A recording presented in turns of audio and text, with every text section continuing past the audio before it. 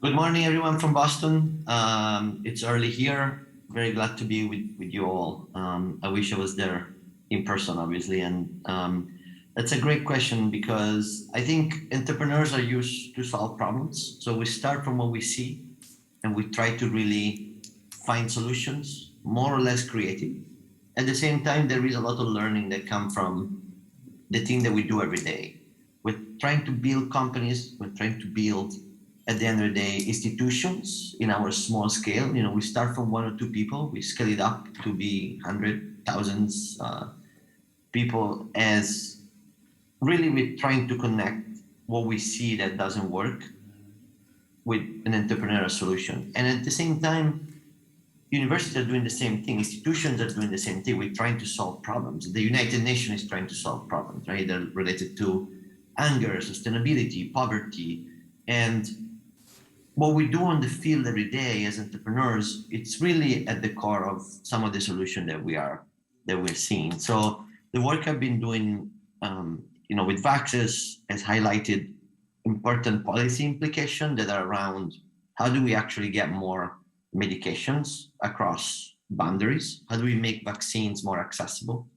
How do we make new technologies available to people that need them? Because I will speak a lot about this, but if we don't make those technologies available to everybody, they become very much useful. So research is meaningless unless it's able to solve some of the toughest problems that we see.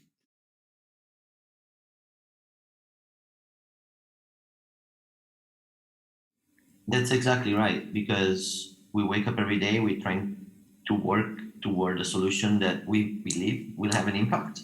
And we're doing this with a new tool that maybe wasn't available to us 10, 15, 20 years ago. And the tool is building upon scientific discoveries, building upon science, and translating that science into something that everyone can use. And let's take a look at some of the things that we have every day, right? We're using phones, we're using GPS, we're using medicines. Everything has been developed at some point in some sort of labs. When you put an address in a map, that was based on mathematical calculation, that was based on trigonometrics. And now we have an interface that tells us take a right or take a left. We developed satellites to do that. There is a lot of infrastructure that enables us as users to benefit from those innovations and make it very easy, very accessible. Now we take a right, or we take a left when our phone tells us so. How do we get there? What is the infrastructure that is enabling us to get to this point that everyone can benefit from something like the internet? Where did the internet come from? It came from trying to communicate, trying to change, data in a new way. And now we're building on those infrastructure. So I think what we do as entrepreneurs, we're trying to build on top of some infrastructure. So when we think about digital tools, what I'm trying to do, I'm trying to go a little bit back in the R&D process and trying to see who is developing those new infrastructure, who are the scientists that today are working to accelerate some of these innovations and prove that it's possible. So I work with them. I work with scientists, with labs, with researchers, trying to understand what can be translated into tools as much as we think about our GPS and our maps or new vaccines or new way to deliver vaccine, whatever that is. I'm interested to see who is working on future solution today. Everyone, every professor, every scientist is different, but what I've seen is that professors like to be professor. That's why they elected this as their profession. And most people are very fascinated by the idea to work alongside entrepreneurs, being able to really work together, complementing each other, and trying to find some specific solution for things that matter the most. So building on that, I think it's very crucial, and building teams that are interdisciplinary, that not necessarily focus on one specific field. I think that's what we're seeing across very, very beneficial. And we're seeing a lot of ideas coming from different directions from people that are able to work together.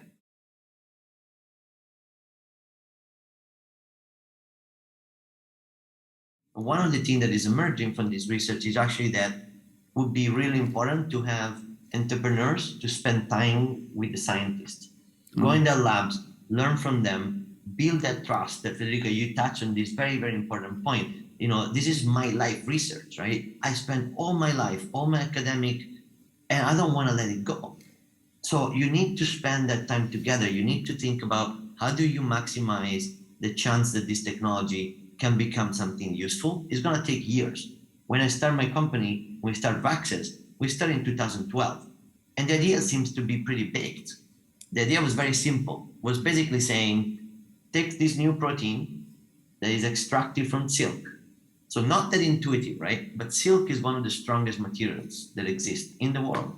It's tougher than steel, more flexible than Kevlar. And the idea was very intuitive, was saying, why don't we take some of that protein, we can include it into vaccines, and now vaccines don't need to be refrigerated.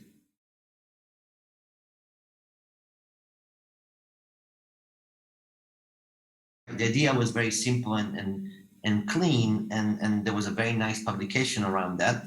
And the idea is really, as you said, let's combine these new molecules, these new proteins, and vaccines are very unstable, as you said, they need to be refrigerated. And I came from that world of the United Nations, and I was living in developing countries. My first job was in Cambodia. I seen how difficult it is to bring vaccines to villages. And when I saw that there was a scientific paper saying, hey, we can do this, right? I'm like, this is gonna cut across so many problems. It's gonna bypass all the problems that institutions like the UN are trying to solve, WHO is trying to solve, trying to bring vaccines to these remote villages. Now we can just completely remove that cold chain. So that was the initial intuition. I'm gonna tell you what happened 10 years later. We're still there, we're still developing it. And I think we learned a lot of lessons, and we learned a lot of how technology takes time to be developed. So what we did, we actually combined a couple of things together to really create a product that really exploit all the benefit of this. So the first benefit is, as we said, creating those new formulations, vaccines that don't require refrigeration.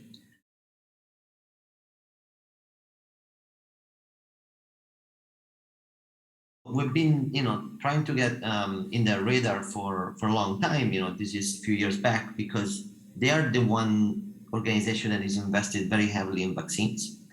They commissioned a study to 3 consulting firms with the same question, and they said, "What is the most cost-effective intervention that I can invest?" All those 3 companies, without talking to each other, they came back to him and said, "Vaccines." So not to talk bad about consulting company, I have a lot of friends in that, and I have a lot of respect, but that was maybe a clear indication that vaccines are a good investment. So you get a good return on your investment, as we're seeing it today, obviously. And so what he said to us, he really challenged us to say, I like your technology. It makes a lot of sense to make vaccine not to be refrigerated. Push yourself more. What if you also make vaccine that you also can apply without needles, without syringes? What if those vaccines become a very simple tool that anyone can put, like a Band-Aid? And we were like, well, we scratch our heads a little bit. We went back to the lab. We got $7 million from them, and we said, I think we can do it. We went back to the lab, and we combined, those learnings. And we went back to MIT, and we look around and say, who is working on those patches? Who is working on those microneedles? So we combined 2 or 3 different technologies, because technologies are never one solution that solves the whole spectrum, right? So we needed a new material. We needed silk to do this.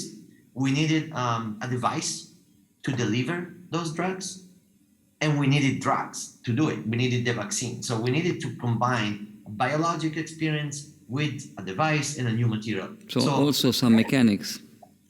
Yeah, exactly. So there is mechanical engineers involved, Yeah, there is chemics, there is molecule, so it's a drug device combination. So it becomes pretty much the most difficult thing that you could do.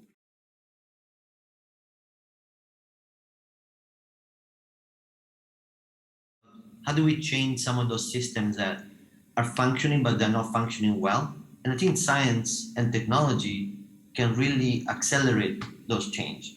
We can go back and say, we can rethink a lot of the things that we don't like, right? We don't like needles. Why do we have to stick with it? Yeah. No pun intended. But why do we have to do that? So the idea is really that, right? Like, what else we don't like? Yeah. What else bothers all of you? All the people are listening. What bothers you, it might be a little bit limited to what you see, but young people are starting to change this view. They don't like to use plastics anymore. They don't want to pollute with their cars. They don't like climate change. They don't like any other thing. We can change it. And you know how you change it? You can go back and see who is working on those things, who is inventing the next thing, and who is working on future problems. And our job as entrepreneur is to take those future problems and bring it to today. We have a time machine. We go from today and we go from the future and we bring things back to today. And I think that's what we should do. And that's what science can enable us to do. And don't worry if you're not a scientist, it does not matter. That's actually a big asset to have one person thinking differently. You can think and provide different perspectives. So that's what I encourage people to think about. Try to solve some of those problems. What about food security? What about lack of production of food? We can make more seeds. We can avoid using pesticides. We can engineer things. We can do so many things to alleviate some of those things that we've seen today. Last summer was the hottest summer ever recorded, 49 degrees. I mean, you know, so what can we do about that? What about like making seeds that don't need water? What about extended life? So there is so many things we can do with science. And I think some of the solutions are being worked out now in some of our labs. It's not only MIT. I'm sure around where you guys are right now, there's a couple of places that maybe might have some of those solutions. I mean, we just won the Nobel Prize last week for physics, right? We have incredible research, and there is so many opportunity for people to capitalize on that. You can be very successful. You can IPO your company and have a big exit, and you can be hugely successful, but you can also solve some of those problems.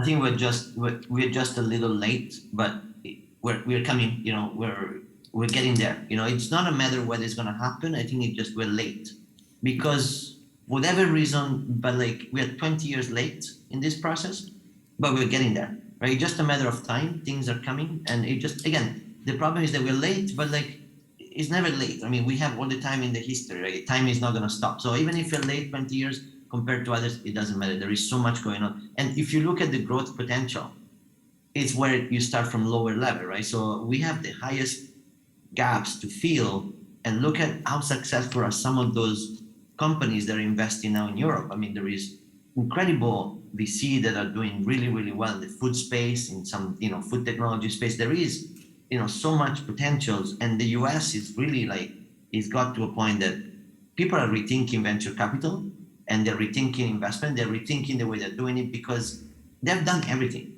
right? We got to the point that the system has been capped, right? It works so well, it's so oiled, but now if you want to differentiate yourself, you need to do something new. So I see a trend in which the VC is dying, I think, in my own perspective, in the US, because people are not listening to pitches anymore. People are not saying, you know, what you got, what's your pitch, I'm gonna invest money. It's not like that. I mean, investors that are going to be very successful are going to build their own companies. They're building them from scratch. They identify technologies, they identify entrepreneurs, they put them together, they give them capital. I think the model of, you know, let's listen to a pitch and let's invest is really dying.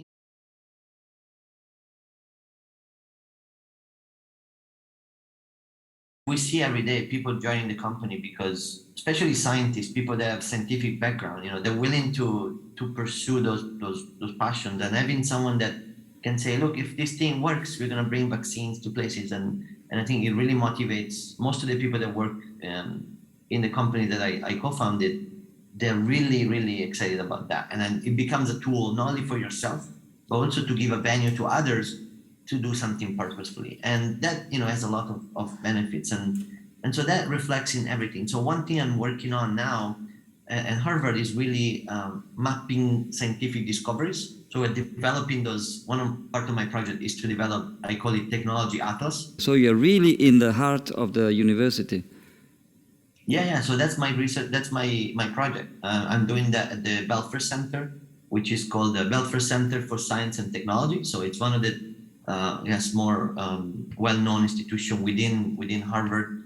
And we're taking it from a very technological perspective, but we also look at the policy. So the kind of the overarching project that I'm working on is called Technology for Public Purpose. Okay. So how do we use much more of those scientific discovery to get toward, you know, some public purpose outcome? And so that's really interesting. And the first step of that project is developing those maps.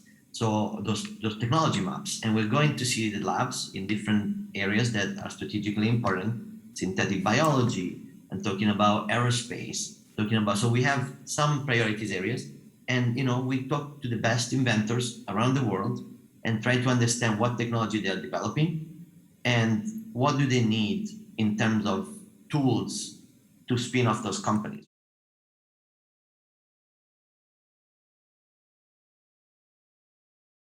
Yesterday, because of this work I do at Harvard, I was in this meeting that was talking about algorithms. And obviously there is a lot of talk about what type of algorithm we should allow or not allow for social media, for example, right? Yeah. So what content you see, all the harm that can come from social medias and specifically around that. And there were probably we had the CTO of Twitter was there. There was all these people are thinking about all those big questions. And I think there is a lot of intention to regulate some of those things, and there is a lot of ideas about how to do it, because we are seeing the negative effect, especially of social media or misinformation on behaviors, on all those things that really affecting us. And I think there has been a lot of parallel with the tobacco industry, right? And then it's like saying, when we know this thing is going to hurt you, we're going to hide it until we can, but then one day we're coming for you. So I think there is a lot of questions around how do we regulate those things, and so there's a lot of thinking being done, not by me, but much smarter people around this concept. But I'm lucky to just listen to what is being discussed, behind closed door before it becomes legislation. And I think that's a lot of those ethical questions. There is a resource that I would like, on this question to share with everyone. There is one of my favorite professors at Harvard. His name is Michael Sandel. It's an incredible resource. He's an ethics and technologist, ethics professor. He became very famous for Justice. There was a book around ethical dilemmas and moral philosophy, but made it much more accessible and much more understandable. So if anyone want to look at those resources, Michael Sandel has thought a lot about this. How do we think about design, baby? How do we think about self-driving car, and now they're gonna hit someone, and all those things that we all think about? But it goes deeper into the philosophical and ethical aspect, being an ethical philosophist, and it works a lot with genetics.